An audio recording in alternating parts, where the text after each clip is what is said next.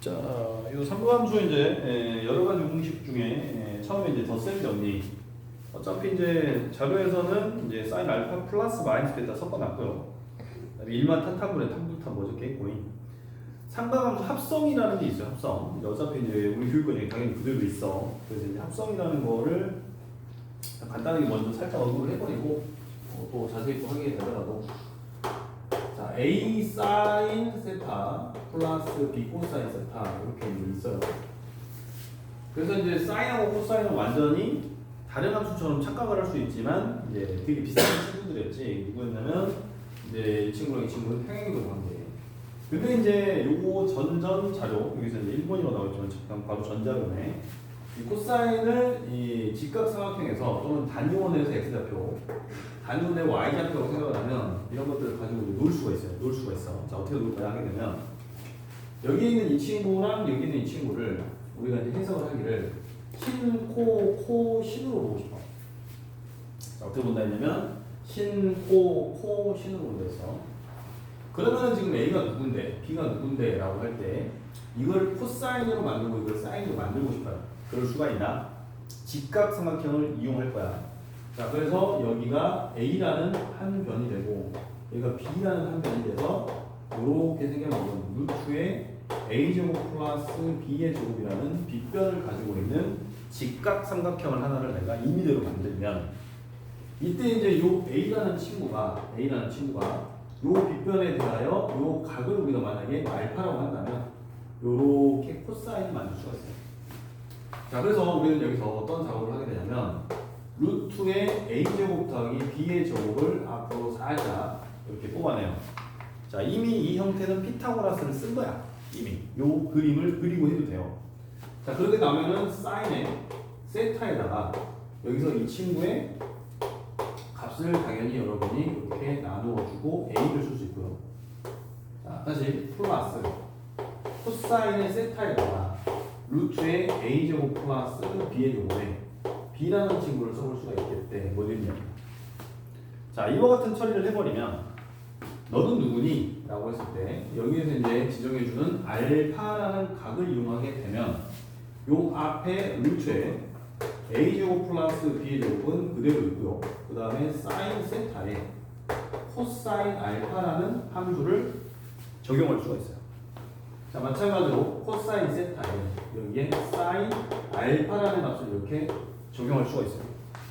자, 그러면 이제 우리가 앞에서 열심히 외웠던 신, 코, 신을 쓸 수 있고 그렇게 되면 세타 알파고 어차피 이 플러스의 사인 관계이기 때문에 주어지는 식이 루트의 A제곱 플러스 B의 제곱에 사인의 세타 더하기 알파라는 값으로 이렇게 함수를 합쳐버릴 수 있습니다. 이런 걸 우리가 삼각함수의 합성이다 이렇게 부른다는 이야기네. 자, 기본적으로 일단 이제 이 삼각함수의 합성이라는 게 지금 이제 뭘 하고 있나요? 라고 하게 되면 지금 보는 바와 같이 사인과 코사인 사실은 서로 더하기가 안 될 것 같은 친구들, 더하기 빼기가 안 될 것 같은 친구들을 실제로 합쳐서 더하기를 해버리는 거야.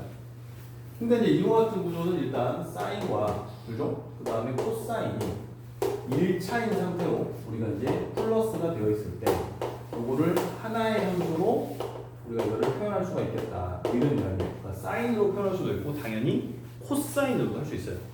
그럼 어떻게 코사인을 해요? 코신진이라고 이걸 바꿔버리면 되는 거지. 코신진. 그것도 한번 해볼게요.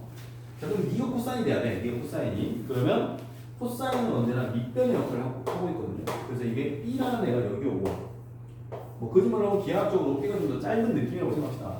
A를 여기라고 먼저 해버리면 다시 여기에서는 루트에 A제곱 더하기 B제곱이 될 것이고 일단 여기서 이제 알파를 썼으니까 여기는 뭐 베타 정도 느낌 해볼까요?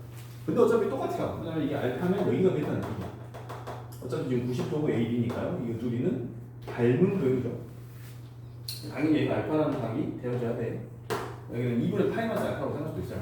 그래? 좋아. 2분의 파이 마이너스 알파라고 하잖아. 2분의 파이 마이너스 알파. 2분의 파이 마이너스 알파라고 이 각을 그냥 생각하시면 자, 오케이.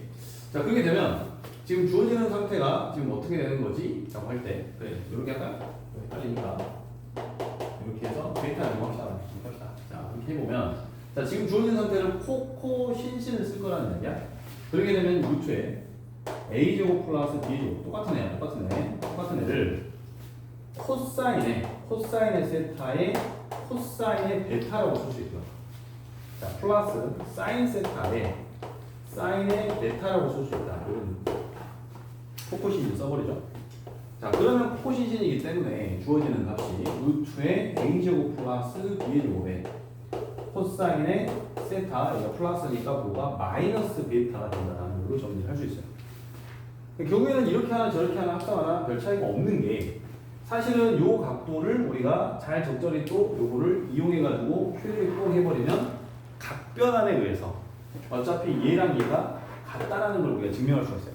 어차피. 자, 그래서 이제 이런 식으로 이제 처리되는 게 상관분 합성인데, 자, 예를 들어서 만약에 사인 세타 더하기 코사인 세타가 있어요.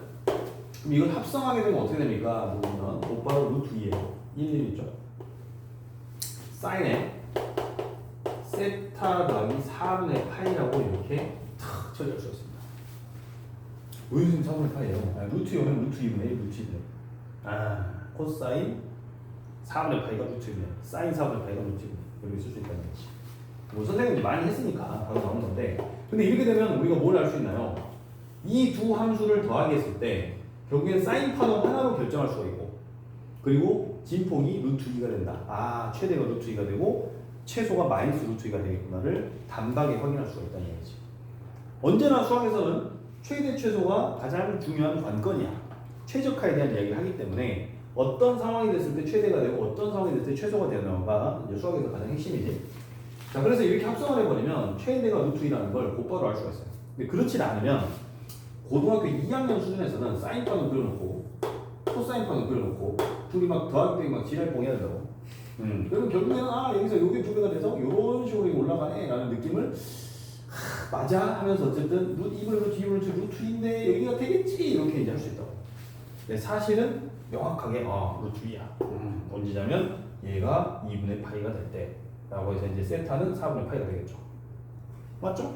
자, 그렇게 해서 세타가 4분의 파이가 될 때 이것을 합성하게 되면 결과적으로 루트 2가 맥시멈이 되지요 라는 것을 처리할 수 있다. 이게 합성이거든요. 자, 간단히 기록하는 거죠. 그래서 신코코신을 알아야 합성을 할 수가 있다. 신코코신을 알아야 합성을 할 수가 있다.